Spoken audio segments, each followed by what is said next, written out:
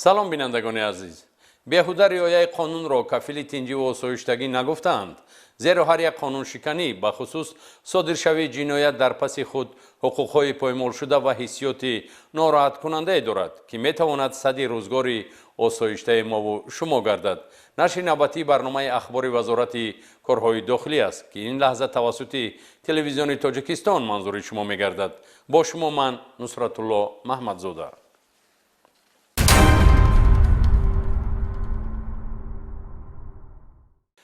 از کردارهای جنایتی شهروند 33 ساله کشور برایتان معلومات منظور می‌نماییم که این نفر در فدراسیون روسیه مهاجران را مورد غارت و تهدید و شکنجه قرار داده است. همچون گمانبر در صادر نمودن جنایت سوءقصد به کشتار از جانب کارمندان ریاست وزارت کارهای داخلی در شهر دوشنبه ساکن ناحیه نورآباد دستگیر کرده شده است. مایور میلیسیا سیراج‌الدین شکوری در این خصوص گزارش تهیه نموده است.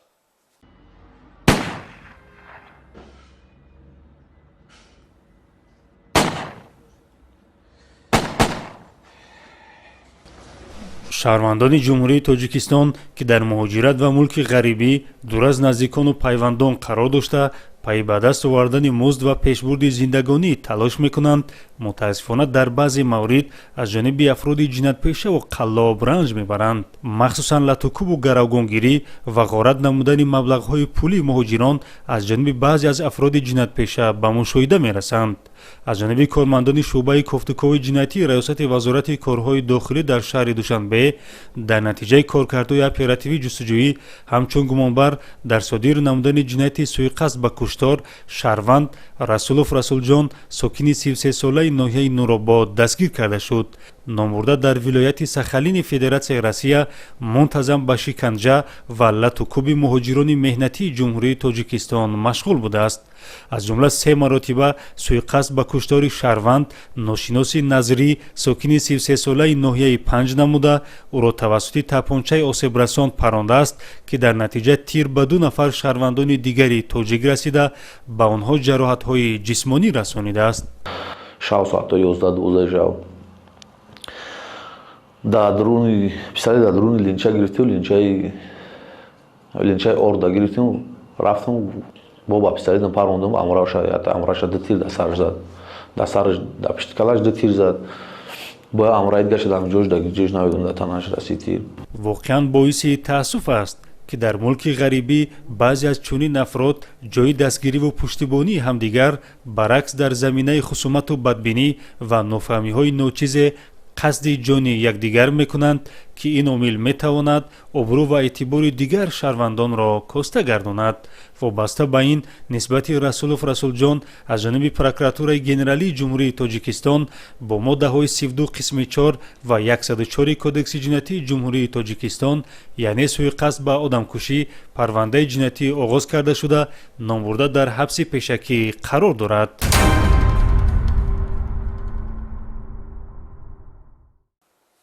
نفری که برای بودن واسطه نقلیات شهروندان مشغول بود از جانب کارمندان شعبه وزارت کارهای داخلی در ناحیه اسماعیلی سامانی شهر دوشنبه دستگیر گردید. این نفر استقامت کننده ناحیه 5 ولایت ختلان است که مرتبه ششم برای صادر کردن جنایت دزدی به جوابگری جنایتی جلب کرده می شود. این نفری را گم زده در صادر نمودن 2 لحظه غیرقانونی هک کرده بردن واسطه نقلیات و 1 عدد دوچرخه گمانبر است. ادامه گزارش در تهیه همکاران ما. شهر دوشنبه در رودکیدا یا ولکت دیدم. خیابانی رودکیدا. خیابانی رودکی برآمدم. جامادم یا استارکس موندگی بود. ولکا موندم. استارکس تریزش شکستم. استارکس گرفتم. رفتم. تطبیق جزا نسبت به افراد جنایت‌پیشه با مقصد اصلاح و به راه راست هدایت نمودن چنین طایفه پیشبینی گردیده است. متاسفانه تجربه تفتیشاتی نشان می‌دهند بعضی از افراد جنایتکار گرچند برای عملهای خود جزا گرفته باشند هم ولی راه جنایتی را ترک نکردند.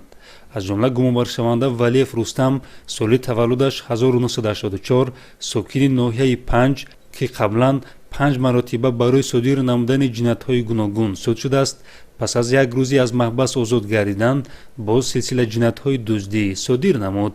Номурда санаи 13 ноябр аз хиёбони рӯдакӣ як адад дучарха ва аз кӯчаи Умари Хайёми ноҳияи Исмоили Сомонӣ воситаи нақлиёти тамғаи хундаи Старекс ки ба шаҳрванд Шокиров Тоҳир тааллуқ дорад рабудааст. гумаршаванда воситаи нақлиётро ба шаҳри Ҳисор бурда дар нуқтаи қабули оҳанпора ба маблағи 5500 сомонӣ ба фурӯш гузоштааст. Инчунин дастгиршуда Валиев Рустам санаи 15 ноябр аз ҳудуди ноҳияи рӯдакӣ воситаи нақлиёти тамғаи Опел ки ба шаҳрванд Абдуллоев Маҳмадқул сокини ноҳияи шаҳри Туз тааллуқ дошта дар канори роҳ гузошта шуда буд тасарруф намуда ӯро низ дар нуқтаи қабули оҳанпора ба фурӯш гузоштааст.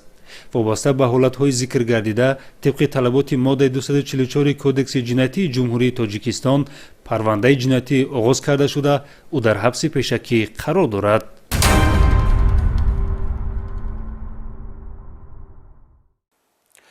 кормандони шӯъбаи вазорати корҳои дохилӣ дар ноҳияи ҷалолиддини балхи вилояти хатлон як нафар сокини ноҳияи мазкурро барои даст доштан дар ҷинояти дуздӣ дастгир намуданд. гумонбаршуда чорвои ҳамдиҳагони худро тасарруф намудааст. шарҳи ҷиноятҳои дуздӣ дар гузориши ҳамкоронамон.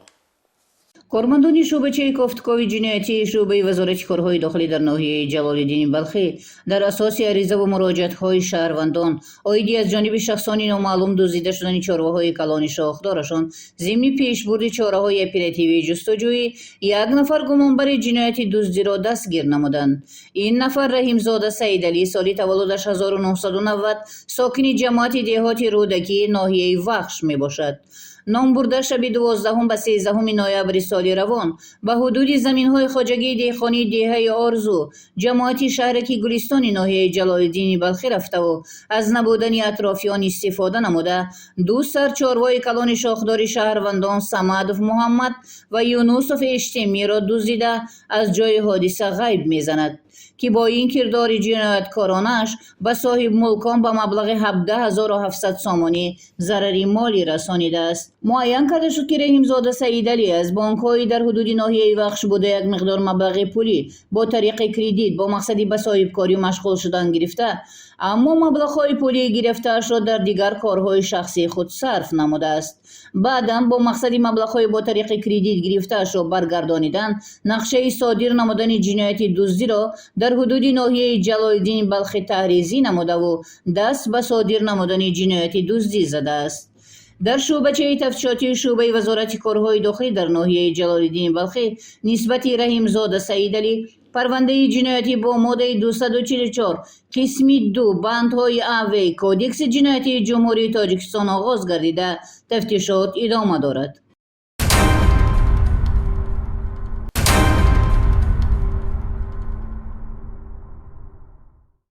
ин навбат боз аз мардумфиребии сеҳргарон барои шумо маълумот медиҳем.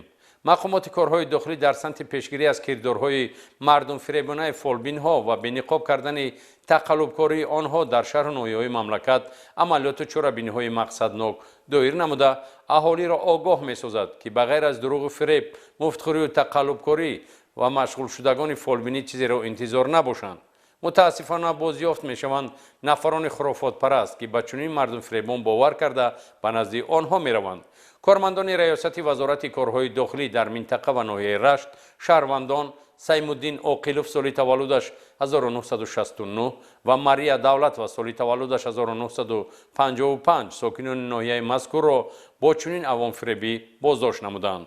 Саймуддин Оқилов барои ғайбдонӣ ном бароварда дар баробари дуохонӣ дар коғазпораҳо бо ҳуруфоти арабӣ навиштаҷоти номафҳумро менависад ки гӯё мушкилкушо бошанд.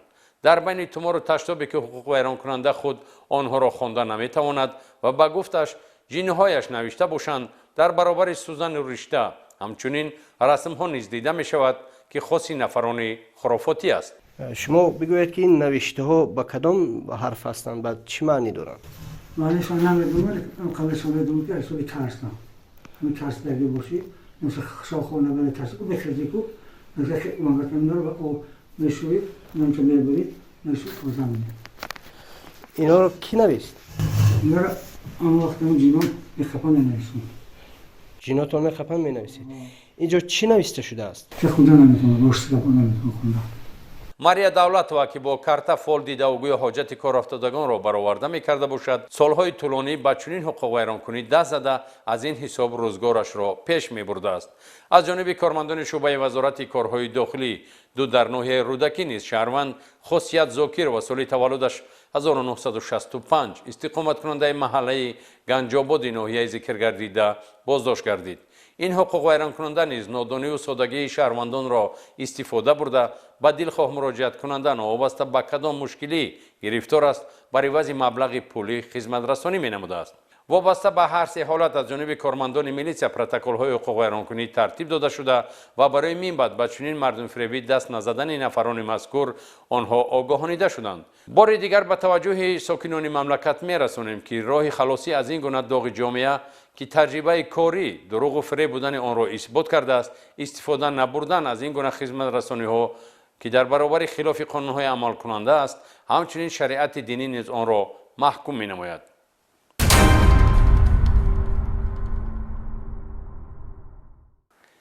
мутаассифона дар бисёр ҳолатҳо ронандагони мусофиркаш ҳангоми гирифтан ё фаровардани мусофир дар хатҳои дуюму сеюм ё дар гузаргоҳҳои пиёдагардон ҳамзамон ҳудуди чароғакҳо бозист менамоянд ки ин амали онҳо аз як тараф боиси халалдор гардидани дигар воситаҳои нақлиёт ва пиёдагардон мешавад, инчунин боиси танбашавии ҳаракати дигар воситаҳои нақлиёт мегарданд. гузориш дар ин хусус طبق طلبات بند 234 قاعده‌های حرکت در راه که با قرار حکومت جمهوری تاجیکستان تصدیق گردیده است، رانندگان واسطه‌های نقلیات مسافرکش جمعیتی برای سوار کردن یا فرآوردن مسافران باید تنها در جایهای اشاره شده ایستگاه‌ها باز ایستند. متاسفانه از طرف یک قطار رانندگان طلبات قاعده‌های حرکت در راه خصوصا قاعده‌های بازایستی و توقف واسطه‌های نقلیات دغلانه ویران کرده می شود که رانندگان واسطه‌های نقلیات با این عملشان به حرکت دیگر واسطه‌های نقلیات و پیاده‌گردان مانع ایجاد کرده حرکت منتظم واسطه‌های نقلیات را خلل‌دار می‌نمایند. تحلیل‌های مسئولین ریاست بازرسی دولتی اتومبیلی نشان می‌دهند که چنین کردارها مخصوصا در ساعت‌های اوج حرکت به وقوع پیوسته سبب تنبشوی کوچه و راه‌ها گشته یکی از سبب‌های رخ دادن حادثه‌های راه و نقلیات می‌گردد. گذشته از این رانندگان هنگام سوارکنی و فرآوردن مسافران در خط‌های دوم و سوم حرکت در گذرگاه‌های برای پیاده‌گردان بازایست می‌نمایند.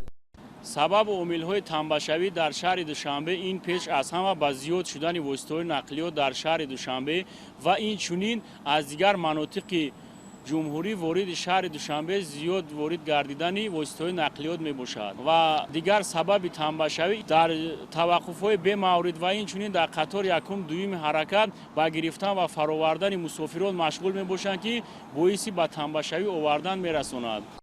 بنابراین با دستور و سپارش‌های راهبرت وزارت کارهای داخلی جمهوری تاجیکستان از 1 نوامبر سال روان در کوچه و راه‌های افت کشور با مقصد پیشگیری ویرانکنی قاعده‌های حرکت در راه علل خصوص تنبشوی واسطه‌های نقلیات در راه‌ها عملیات مقصدناک پیشگیری چنین حقوق ویرانکنی‌ها راه‌اندازی گردیده ایستاده است. ضمن گذراندن چاره‌بینی‌های مقصدناک در حدود شهر دوشنبه از طرف کارمندان بازرسی دولتی اتومبیلی وزارت کارهای داخلی جمهوری تاجیکستان جهت رعایت نکردن قاعده‌های حمل و نقل مسافرکشانی و بدون طلبات معیارهای مقرر گردیده خدمترسانی نقلیاتی به مسافرکشانی غیرقانونی مشغول بوده طبق ماده 510 قسم 2 کدکس حقوق ویرانکنی مأموری جمهوری تاجیکستان برای از طرف رانندگان واسطه‌های نقلیات رعایت نکردن طلبات علامت‌های راه، نشانه‌های راه برای نگاه داشتن واسطه‌های نقلیات در خط‌های یکم و دوم، حدود چهارراه‌ها و گذرگاه‌های پیاده‌گرد، اینچنین با وجود آوردن مانع با دیگر واسطه‌های نقلیات زیاده از 850 عدد پرونده‌های حقوق ویرانکنی مأموری به رسمیت درآورده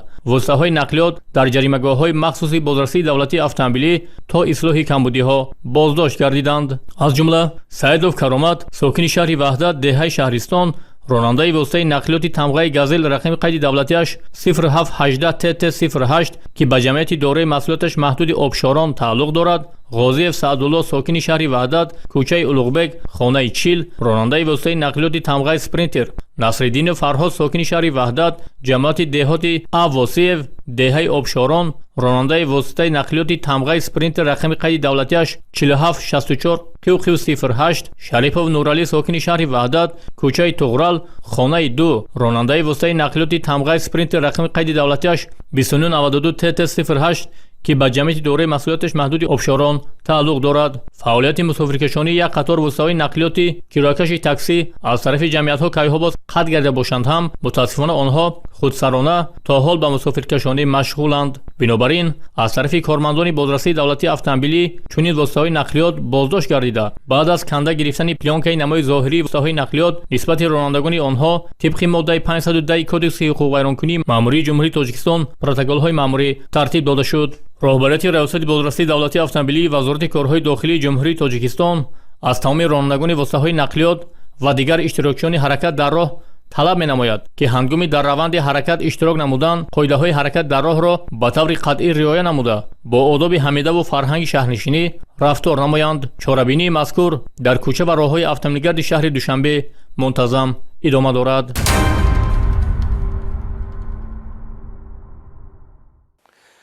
ҳамватанони арҷуманд, барномаи мазкуре ки манзури шумо гардид танҳо барои баланд бардоштани маърифати ҳуқуқи шумо таҳия мегардад.